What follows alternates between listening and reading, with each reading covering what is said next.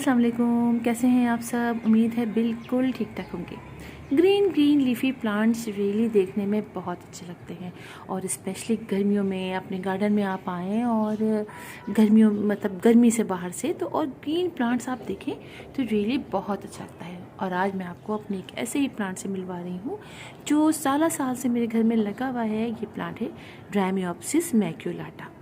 बहुत खूबसूरत plant, easy to grow plant और बल्ब से ग्रो किया जाने वाला प्लांट। इस पर मैंने 1-2 वीडियोस बनाई हैं जिसमें मैंने आपको दिखाया है इस प्लांट के बारे में। और ये प्लांट आज आपके सामने दोबारा लेकर आई हूँ इसलिए कि बहुत सारे लोग जो हैं ग्रीन लीफी प्लांट्स के बारे में काफ़ी क्वेश्चंस पूछ रहे थे। कैसे प्लांट जो बल्ब से ग्रो करते रहें या जो ईजी आपके गार्डन में लगे रहें, जिनको बहुत ज़्यादा आपने केयर ना करनी पड़े, पानी भी ना डालने पड़े। तो ये प्लांट उन्हीं प्लांट्स में से एक है। आप इसके लीव्स देखिए, बहुत खूबसूरत है। और स्पेशली ये प्लांट हम छोटे छोटे प्लांटर्स में ईज़िली लगा लेते हैं इसलिए कि इस प्लांट की रूट्स बहुत कम होती है और ये मल्टीप्लाई भी बहुत अच्छे तरीके से हो जाता है। इसमें कुछ ग्रीन कलर के देखिए इस तरह की लकीरें सी भी आती हैं, कभी कभी इनमें स्पॉट्स भी पड़ जाते हैं छोटे छोटे से ब्लैक कलर के, जिससे ये बहुत खूबसूरत लगता है। और मैंने रखा हुआ है ये कंप्लीट शेडी एरिया में, इसीलिए इसमें थोड़े से स्पॉट नहीं है। अगर थोड़ी सी ब्राइट इनडायरेक्ट सनलाइट आ जाती है या थोड़ी ज़्यादा मतलब नॉर्मली लाइट आती है तो इसके लीव्स और भी प्यारे हो जाते हैं, उनमें डॉट्स आ जाते हैं। और ये मेरा कंप्लीट इंडोर रखा हुआ है जहाँ पर बहुत ज़्यादा देर के लिए मतलब समझिए नॉर्मल लाइट भी थोड़ी कम आती है।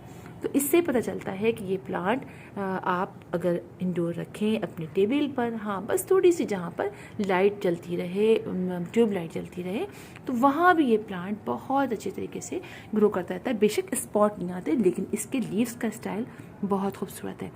और ये देखिए, ये है इसका मदर प्लांट।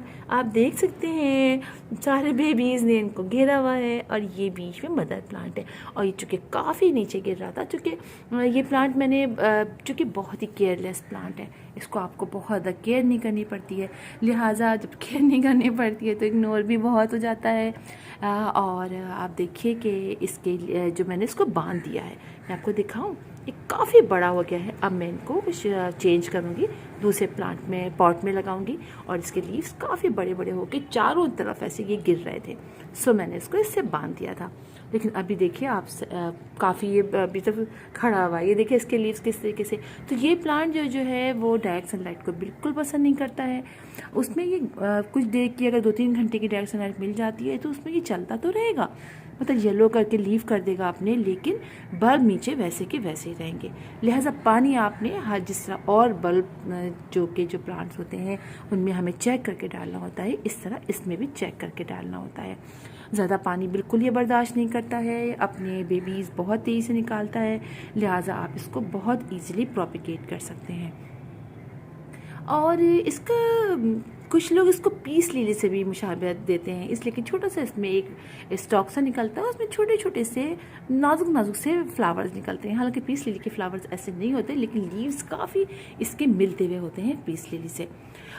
ये प्लांट मेरे घर में कई सालों से है और मैं इसको मुसलसल मल्टीप्लाई कर रही हूँ।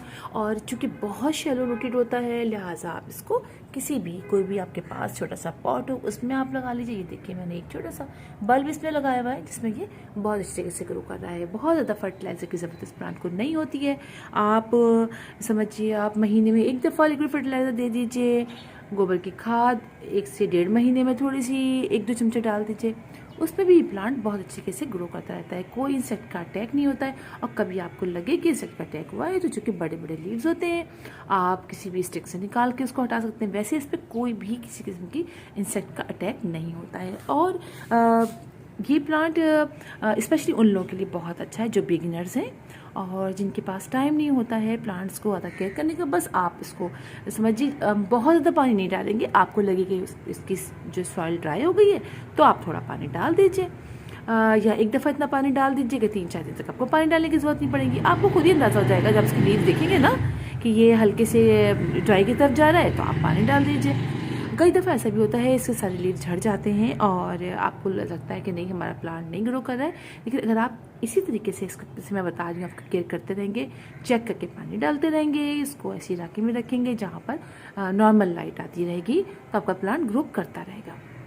तो इस प्लांट को ज़रूर आप अपने दूसरे सारे ऐसे प्लांट्स के साथ, जैसे सिंगोनियम है और स्पाइडर प्लांट है, उनके साथ रखेंगे तो ये इसी तरीके से बहुत प्यारा ग्रो करता रहेगा।